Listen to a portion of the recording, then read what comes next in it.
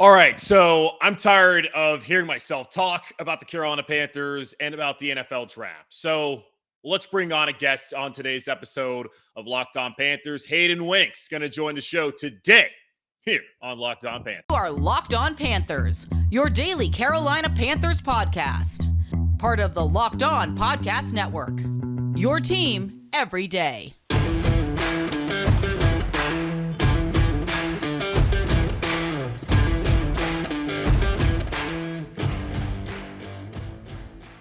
Welcome into another edition of the Locked On Panthers podcast, a part of the Locked On Podcast Network. I'm your host, as always, Julian Council.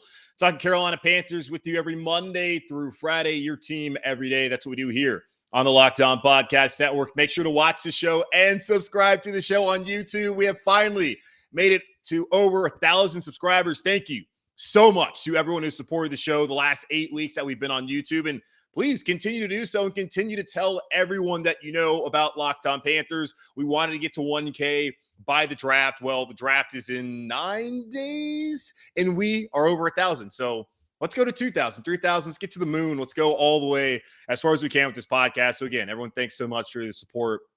But watching the show and subscribing to the show on YouTube. And be sure, if you don't watch the show on YouTube, to listen on all of your favorite podcasting platforms, whether that be Apple Podcasts, Spotify, Google Podcasts, Stitcher, Odyssey. We are everywhere where you find your favorite podcast. And follow me on Twitter at Julian Council, where every single Friday I answer your weekly Friday mailbag questions here on the show. To participate, either at me at Julian Council, DM me at Julian Council, or leave a comment on a Monday, Tuesday, Wednesday, or Thursday show from that week over on YouTube, and I'll answer your questions on Friday. As I mentioned before the show started here on YouTube, Hayden Winks of Underdog Fantasy. What's his official title? Let's go look it up. His official title for Underdog Fantasy, he's content and marketing for Underdog Fantasy. You can check out all his work at Underdog Network. Worked with Josh Norris, who's a Charlotte area guy, Elon alum as well, like myself. They do a great job breaking down the fantasy aspects of football, but also they do a great job breaking down the NFL draft and the players and throughout the season. They've done some pretty good breakdowns the last couple of weeks of the quarterback. So I want to talk to him about that. His latest mock draft came out on Monday. I'll also get his thoughts on that and where he thinks the Carolina Panthers should go at 6. And should they stay there, take a quarterback, take an edge, a left tackle, or trade back? All the options that are on the table for the Carolina Panthers. We'll go over that on today's episode with Hayden Winks. So after these messages, you'll be listening to Hayden Winks from Underdog Fantasy right here on Locked On Panthers. Our next partner has a product I use literally every day, and I mean every single day, folks. I started taking AG1 because, well, to be honest with you, they gave it to me. And if anyone sends something to your house that is free and good for you, well, you should probably use it. So what's in this stuff? With one delicious scoop of AG1, you're absorbing 75 high-quality vitamins, minerals, whole food source superfoods, probiotics, and adaptogens to help you start your day right.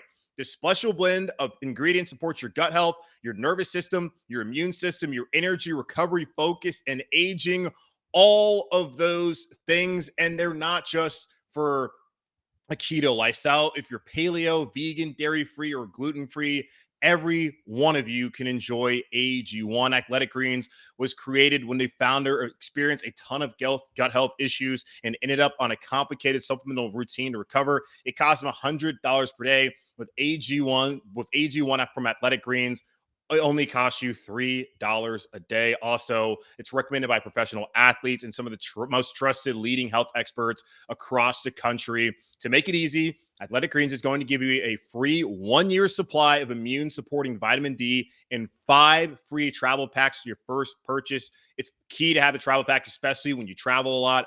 All you have to do is visit athleticgreens.com/NFL Network. Again, that's athleticgreens.com/NFL Network to take ownership over your health and pick up the ultimate daily nutritional insurance.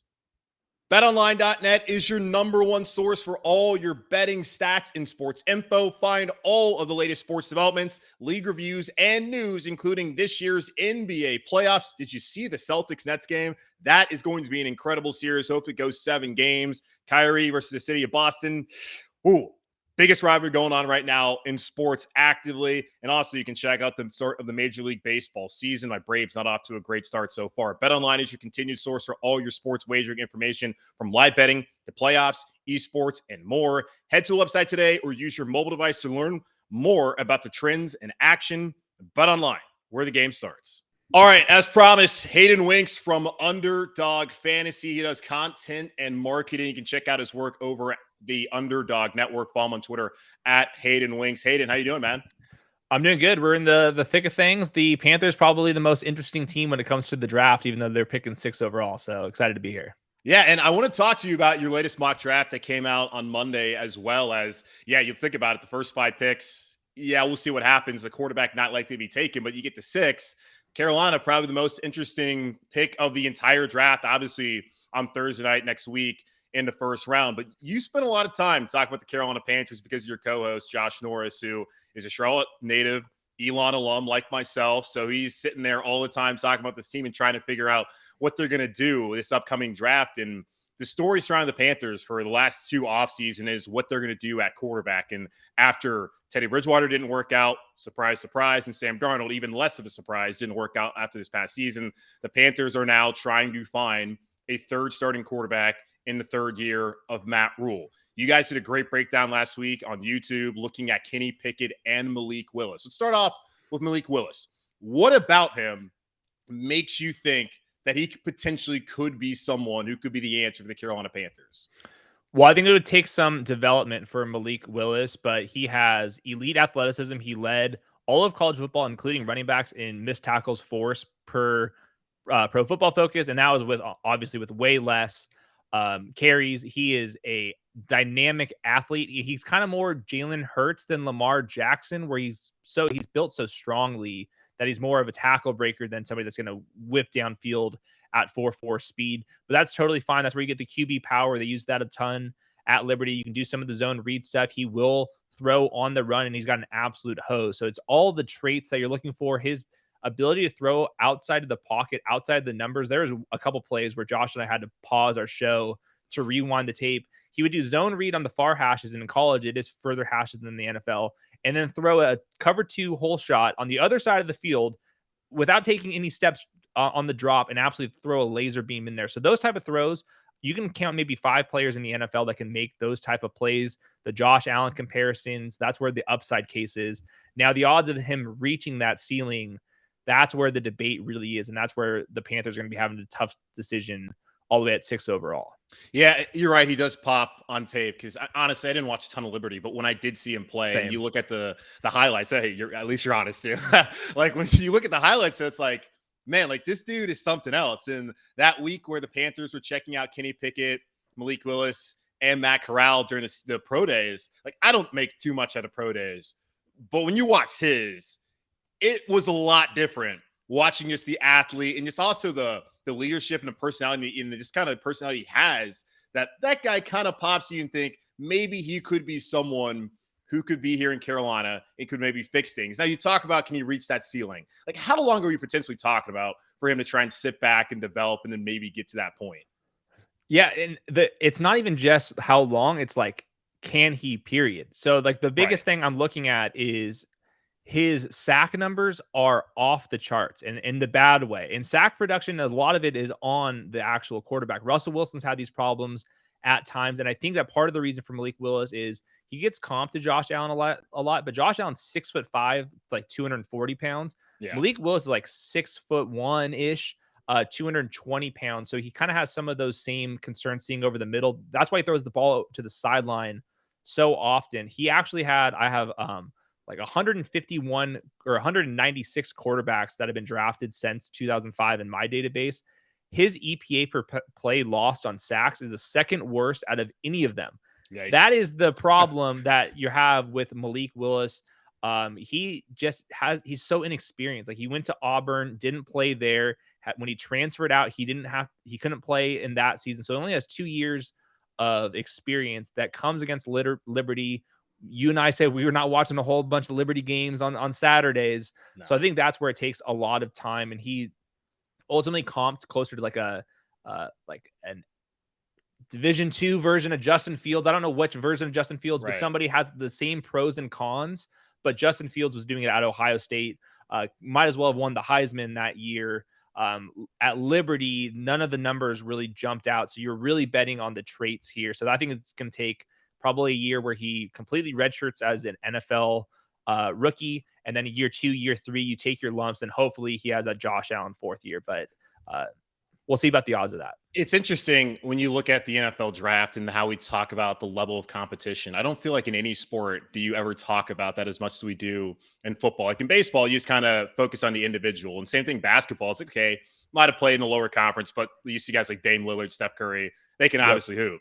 Malik Willis, and it's the politics sometimes you see in college football. Like he goes to Auburn. I forget whether it was Stidham or Bo Nix who wasn't able to beat out. Either way, none of those guys, neither one of them are very good. Like Stidham at least made it to the NFL. I don't know what Bo Nix's future is. I don't expect it to be an NFL quarterback that starts anywhere. So that's one of the things that I certainly kind of sit back and like wonder how good is he really? Now playing with Hugh Freeze the last couple of years and at least getting experience is a lot better than sitting back and not getting any opportunity there at Auburn. But someone who has played a lot of snaps in college is Kenny Pickett, which also has me pretty reserved because he was not good at Pitt until this past season. And now all of a sudden he's considered the most NFL-ready quarterback of this crop. But I'm just kind of scratching my head trying to figure out how the hell did this happen?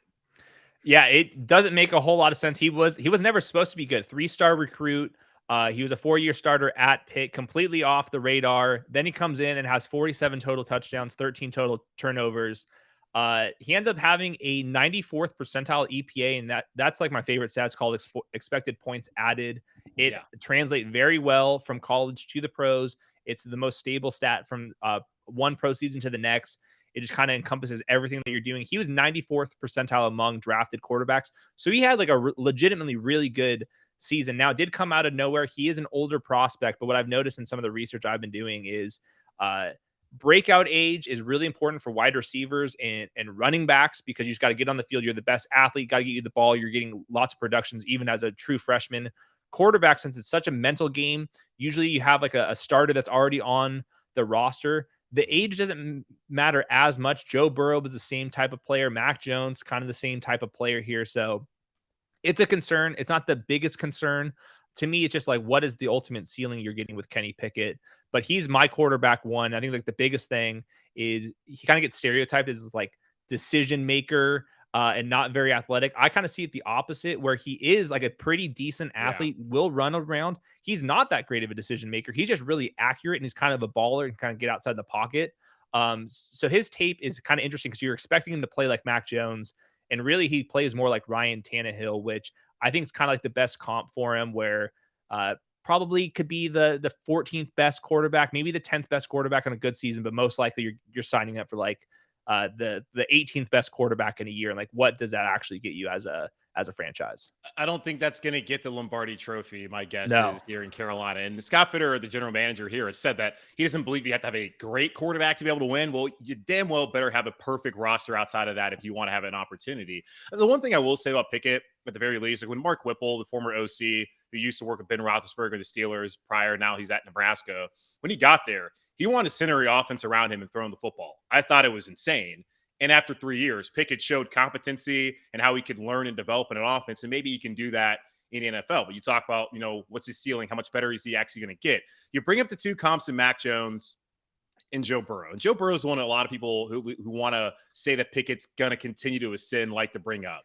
And I don't know how much I can really buy that. When I look at Joe Burrow, like he wasn't bad his first year at LSU. Like the last 4 games that season, he was really good after the Alabama game where he was injured. And in that second season, like he was set records, the best offense that we've ever seen in college football. And he did in the SEC, like the ACC, not the SEC. So like, is there anything that you can kind of sit there and like kind of buy the comparison, or is it like a little too far out of left field? I don't know. Yeah, I think the difference is that Joe Burrow is going to sit in the pocket and go from read 1 to 2 to 3, hit the check down, or just have a good feel in the pocket. Kenny Pickett gets a little bit jumpy, and there's some plays where I'm like, dang, that's Jimmy Garoppolo. It's a more athletic version of Jimmy Garoppolo, but that's the kind of player you're getting where his accuracy is very good. I think that he was 10th out of 87 quarterbacks in catchable ball rate when the ball is traveling more than 15 yards downfield. And then he was 13th in that intermediate and short game. So he's a really accurate passer. That's where you get some of the Mac Jones comparisons. Like when Jimmy G's in a clean pocket and he throws it, that ball is going on the money. Sometimes the decision making gets a little bit wonky, and that's the big thing that comes back. Joe Burrow is not making poor decisions ever. No. Kenny Pickett does that, and he's going to be 23.8 years old. He obviously has been playing forever, so I'm not sure if that's ever going to be fixable. But Ryan Tannehill's had some success in the NFL. I think the biggest thing for Kenny Pickett is the rookie contract. If the Panthers, let's say they trade down a couple spots, they draft Kenny Pickett 13th overall, something like that. I mean, Mac Jones is making $28 million less than Kirk Cousins, $24 million less than Carson Wentz, making $23 million less than Jimmy G, way less than Darnold and Baker. If you can hit on average to above average quarterback play, you could sneak yourself into a Super Bowl like Jared Goff style. Yeah. Maybe the Patriots can do that with Mac Jones. Obviously, Joe Burrow just did it with the Bengals. That's the upside case. I just think that those prospects were just a tier or two better than Kenny Pickett, who ultimately comes out like 89th percentile quarterback prospect in my model. I would take him like 20th overall if I was the Steelers. I would not be taking him 6th overall if I was the Panthers. Yeah, and that's the kind of the argument too of taking a quarterback for the Panthers here this year in the first round is that rookie contract and that wage and that the salary that you have there and the flexibility that you get. Scott Fitter has brought this up before. Now, you talk about a trade back, and I know that's become popular. There's been plenty of reports over the last week. The Panthers, it's like the worst kept secret in the league that they want to try and find a way to trade back. Now, the important thing is, does any team want to trade up? Because typically, teams are trading up for quarterbacks, which aren't in high demand this year. If they do trade back, two other prospects, I guess, could be on the board, and maybe even Malik Willis and Kenny Pickett are still sitting there, or Matt Corral and Desmond Ridder, who you guys both talked about last week. Looking at those two guys, what are kind of their traits that might make you believe that they might have an opportunity to actually develop into someone who could be a high-level starter potentially in the NFL? So Ridder is the exact opposite of Kenny Pickett, where Kenny Pickett, when he's throwing it, it's going to be super accurate. Desmond Ridder, when he's throwing it, your guess is as good as mine where that ball is actually coming out. His footwork is all over the place, and it's kind of the same issue with Kenny Pickett that he's been starting for a while, and that's like a good Cincinnati program. They've been top 10 for the last couple seasons. He's just not an accurate thrower of the football. And Josh Allen was able to fix that. But before Josh Allen did that, that was like one of the common tropes in the NFL is you cannot fix accuracy. So some of it does seem like it's footwork mechanical. He's also super lengthy. But Desmond Ridder, better than any of the quarterbacks we're talking about, is actually the quarterback that in clean pockets could go from read 1 all the way to 3, all the way to the check down, can do that time and time again. And he does that with pro style concepts on top of the RPOs. Cincinnati did both, which kind of like the best of both worlds, where Matt Corral was basically all RPOs, very few 3, 5, 7 step drops. Those are the most common in the NFL. A lot of it 1 step, throw off platform, get him out in space. Matt Corral's got way more physical tools than Desmond Ridder, but Desmond Ridder's going to be the one in the pocket making better decisions. So it kind of goes back to the thing of like, can you fix the accuracy, or do you think that you can translate Matt Corral's game into more pro style concepts? That's something where it's hard for me to evaluate. I would love to talk to like Lane Kiffin or some of the other coaches that have worked with Matt Corral to see like, all right, were they trying to just win ball games and the offense was cooking? Or do they not think that he can go under center or just do a basic 5-step drop and read the offense?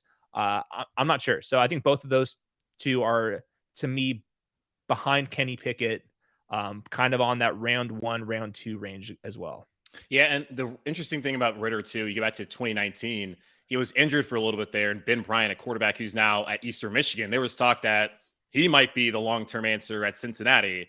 So he's not too far removed from almost losing his job to a guy who plays at Eastern Michigan. So that's not, I don't know, that's a really great endorsement, but tough. We'll see.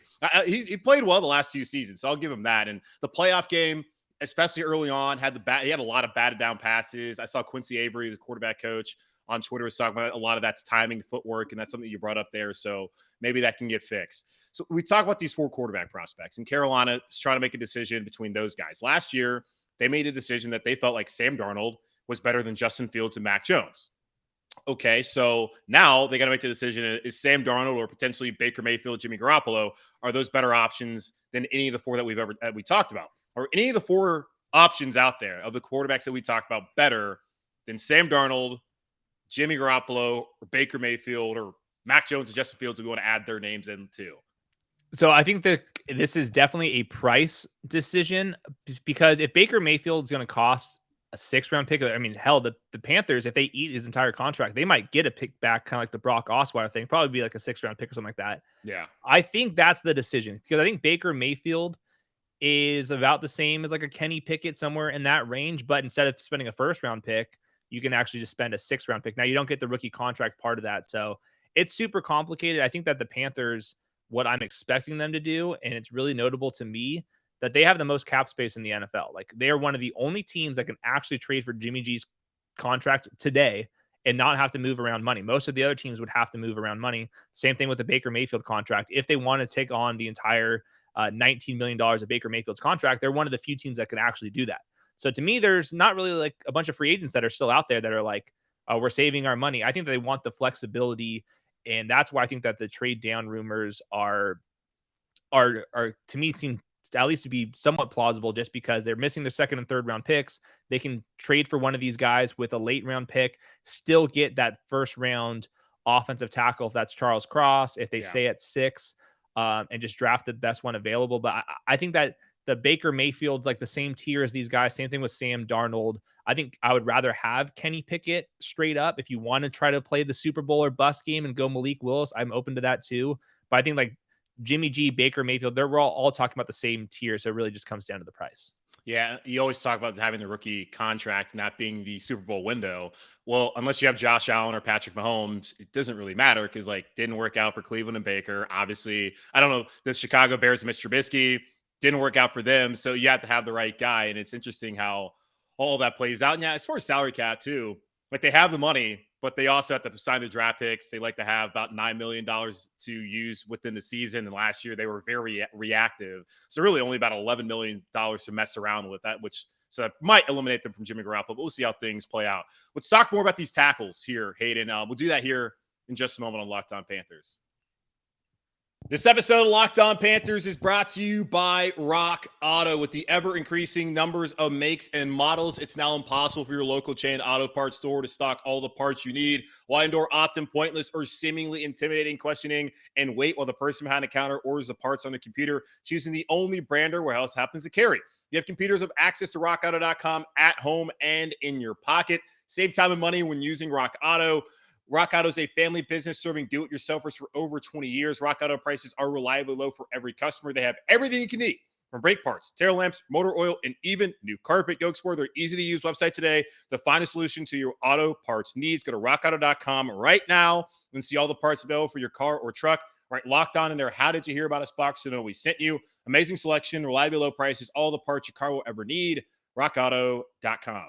Okay, so it's really right now we're looking at it. The Panthers stay at 6. It's either quarterback or left tackle.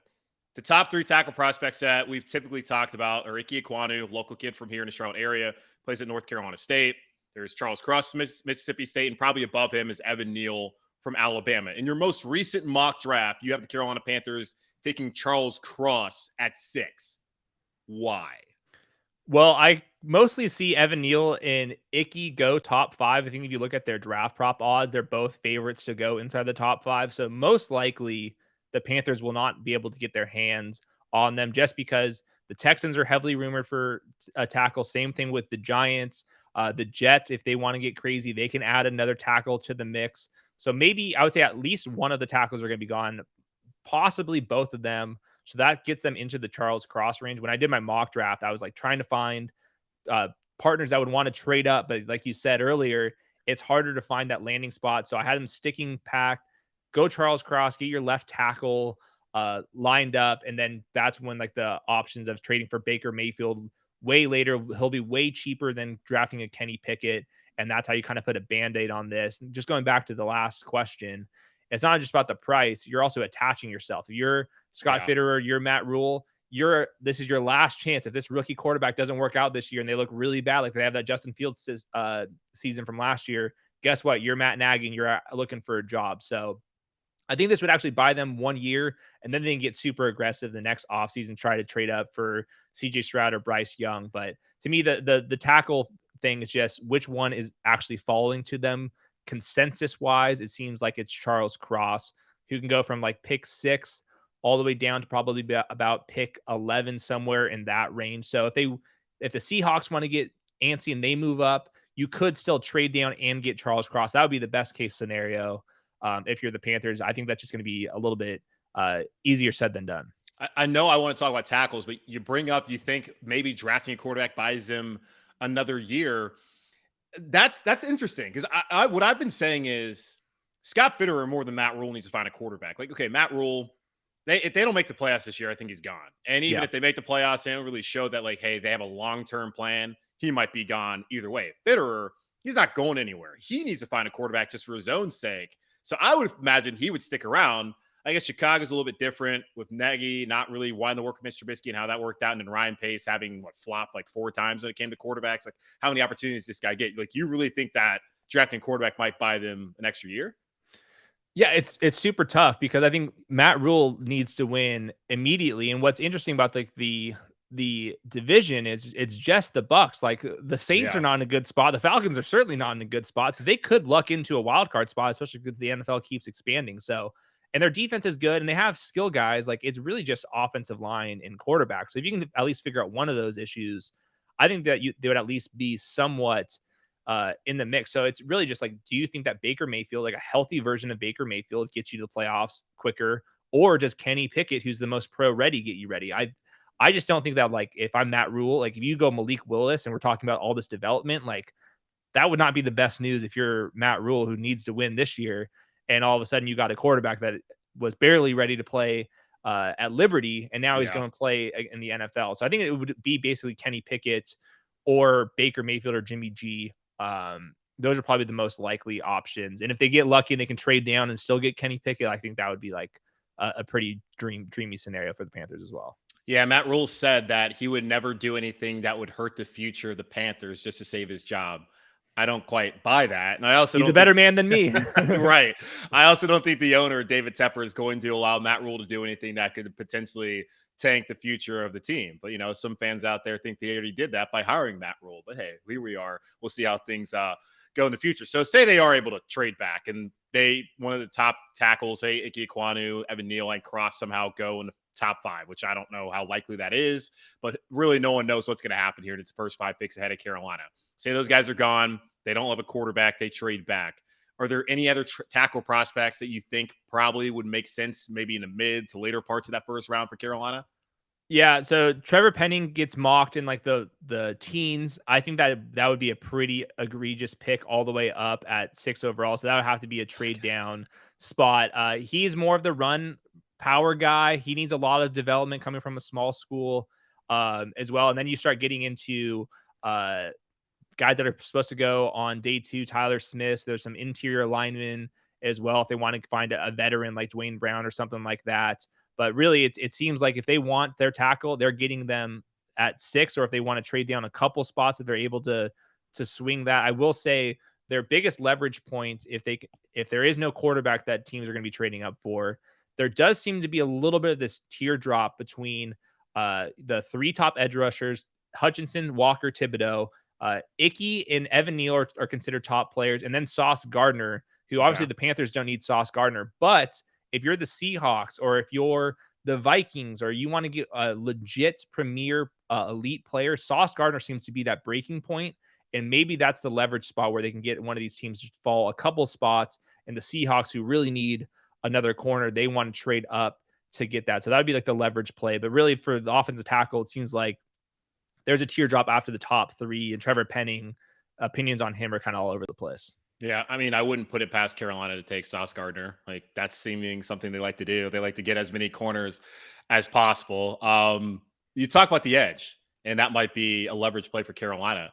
Is there a single edge rusher you think that the Panthers might look at there at 6 and say, man, that guy's too hard to pass up? Yeah, so I think Hutchinson's going to be off the board for sure.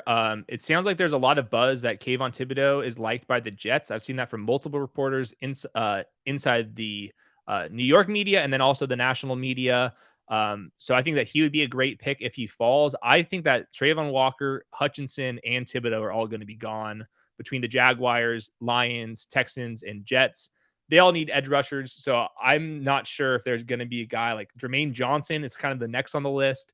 I feel like that wouldn't be the right team need and draft value for him. So they're in a weird spot where I think it's going to be offensive tackle, whichever one falls.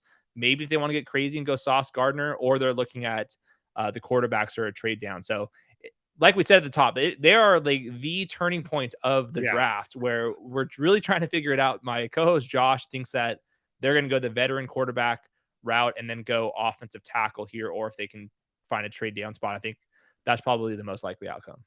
Yeah, I know for me, I want left tackle at 6. Like, hell, I mean, it probably makes the most sense for them organizationally to trade back and try to get back into day 2.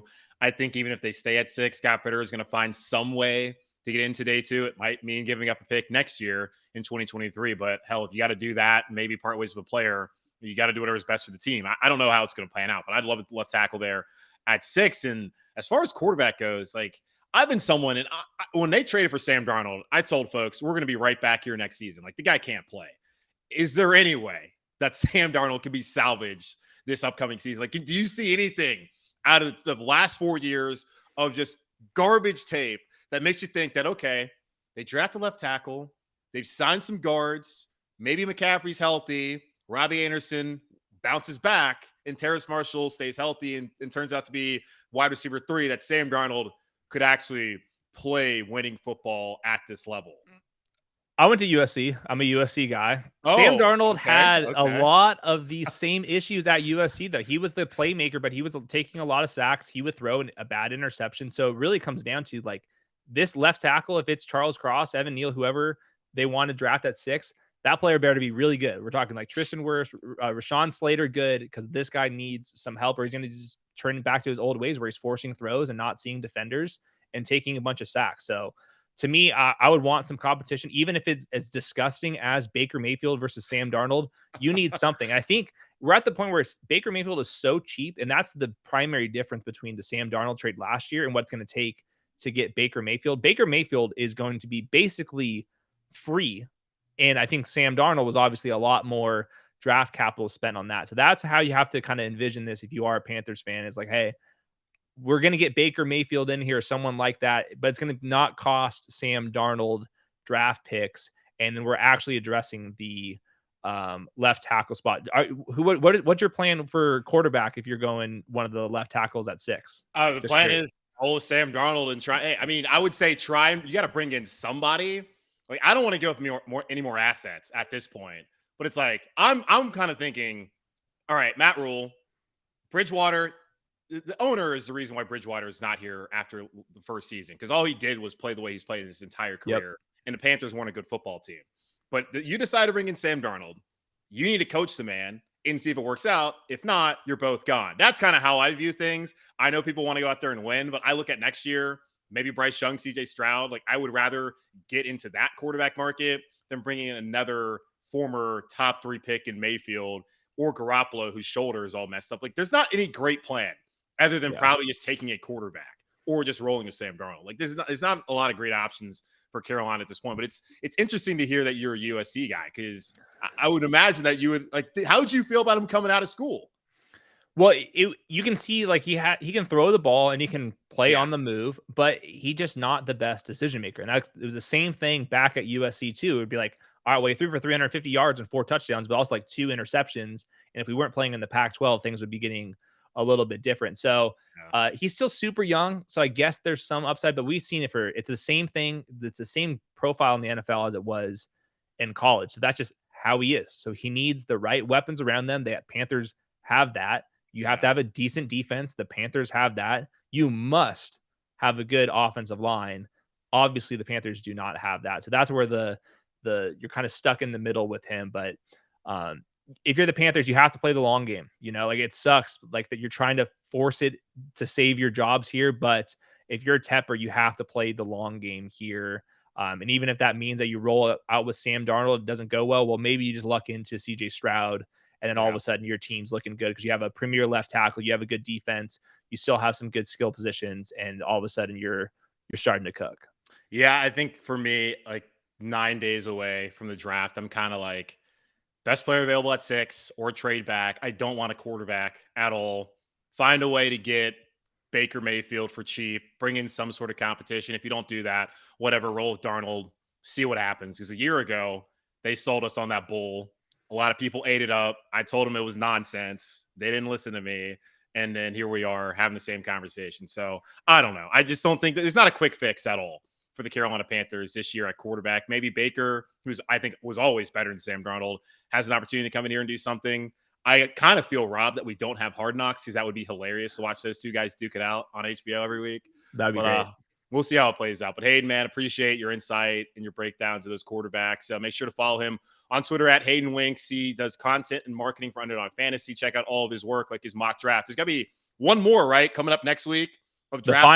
The final. I'll be listening to what Josh said. And real quick with the Panthers. Yes. At least you're not the Saints, who have no cap space forever, and at least you're not the Falcons, who have no good players. You know, you're in the second best spot in your division. Sounds crazy, but those other two teams have absolutely no future right now. And the Bucs, apparently Tom Brady wants to go to Miami. They could be kind of in cap hell as well. So if the Panthers just do a couple things, this might be the new AFC South, where there's not a lot of good talent in the division. All of a sudden, you're starting to win the division off 9-7 records, probably sooner than you're expected. Whoa, is that hope I hear? Is that nuance, telling people to stop the fire and brimstone and sit back, take a deep breath, and recognize, but hey, things aren't as bad as they seem? Not allowed here, Hayden Winks. Can't do stuff like that. I'm just trying to get people to like me before I leave the show. I think they're going to like what you did, man. But again, check out his work over there at Underdog Fantasy, Underdog Network. You can check out his mock drafts, his breakdowns on YouTube with Josh Norris, who is, unfortunately, like all of us, a beaten soul who cheers for the Carolina Panthers. Hayden, again, man, appreciate you coming on the show today. Thanks. Have a good one. All right. We'll close it off here in a second on Locked On Panthers. All right. Awesome stuff right there from Hayden Winks. Again, follow him on Twitter at Hayden Winks. He works for Underdog Fantasy, does content and marketing, just fantastic breakdowns of quarterbacks and other players in this upcoming draft over there. So check out their Underdog Fantasy page on YouTube, and check out Underdog Network for his mock draft and all of the write-ups that they do and articles that they put out there. Great content coming up from Underdog Fantasy. And also your boy might be doing a little bit of things. So if you go check out my Twitter page, I got something there for you when it comes to Underdog Fantasy. That's going to wrap it up here for this edition of the Locked On Panthers podcast. Coming up later on this week on Thursday, we'll talk to Trevor Sikkema of Pro Football Focus. Used to be part of the Draft Network and used to host a podcast here on the Locked On Podcast Network, but now he's doing big things. He was on Good Morning Football last week. The dude's killing it. Also lives here locally in Charlotte, so of course got to get his thoughts and insights on what he thinks the Carolina Panthers should do next week in the NFL Draft. Watch the show, subscribe to the show on YouTube. Over 1,000 subscribers. Let's go. Thank you so much for all the people that have shown love and supported the show the last 8 weeks here on YouTube, and continue to do it. Let's get to like 3,000 by the time the season starts. Is that a new goal, I think? I like that. Let's see that as our next goal. 3K by the start of the 2022 NFL season. Also, you can check out the show on where all your favorite podcasting networks or all your favorite podcasting platforms, whether that be Apple Podcasts, Spotify, Google Podcasts, Odyssey, wherever you listen to your favorite podcast, you can find Locked On Panthers and all of the podcast part of the Locked On Podcast Network. And be sure to follow me on Twitter at Julian Council, where every single Friday I answer your weekly Friday mailbag questions. So at me at Julian Council, DM me at Julian Council, or leave a comment on a show on Monday, Tuesday, Wednesday, or Thursday from that week on YouTube. And I will answer your question on Friday for the weekly Friday mailbag here on the show. Be safe, keep bounding, take care, and I will talk to y'all on Wednesday.